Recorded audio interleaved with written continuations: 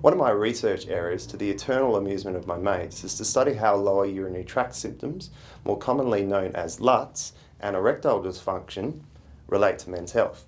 So, firstly, what are LUTS? Well, there are many types of LUTS, and they're generally divided into the inability to adequately hold urine in your bladder, or storage LUTS, and problems with expelling urine, or voiding LUTS. Around about 1 in 4 men have at least one of these symptoms. One of the most common of these LUTS is the need to regularly go to the toilet during the night, referred to in medical circles as nocturia. Research from our group and others has shown that men who experience nocturia for significant periods are at risk of developing a whole range of other diseases such as diabetes, cardiovascular disease, and depression. Even in the short term, men with nocturia generally have shorter and poorer quality sleep, leaving them feeling a little bit behind the 8 ball more often than not. Again though, our research has shown conditions like nocturia can respond really well to a few simple lifestyle adjustments, and we'll get to those in a little moment. On to the other problem men often face south of the equator, erectile dysfunction, or ED for short. Whether or not you're sexually active, it can still be an important indicator of your overall health. Now, I'll spare you all the gory details, but essentially an erection works like a hydraulic pump, where the part of the hydraulic fluid is played by the blood and the heart acts as the pump. As a consequence, the appearance of ED can act like the proverbial canary in the coal mine, providing a window of opportunity to address diseases like, again, diabetes, cardiovascular disease, and depression. And that's why it's important to take these conditions seriously if you find it occurring on a regular basis.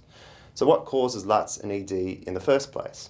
Well, our research has shown that lifestyle factors such as alcohol consumption and smoking play a part, but particularly central obesity, or the dreaded beer belly, has been shown to be the main villain here.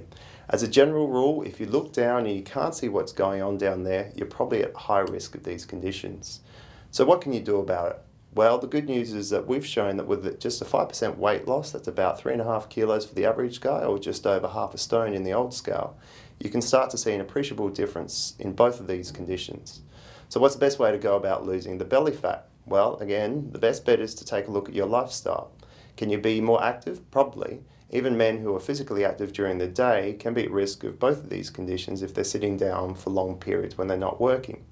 So try breaking up your sitting time as often as you can. You might be surprised what a difference this makes.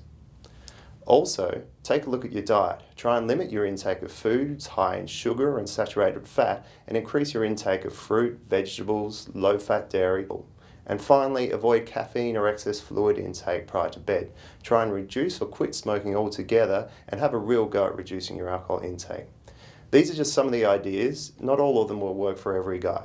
Just as importantly, you really need to resist the urge to self-diagnose, as there may be other underlying health problems that need to be investigated by a doctor.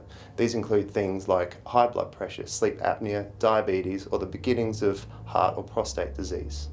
So as tricky as these things are to bring up, you really need to consult with your GP about these matters. After all, it's their job to help you.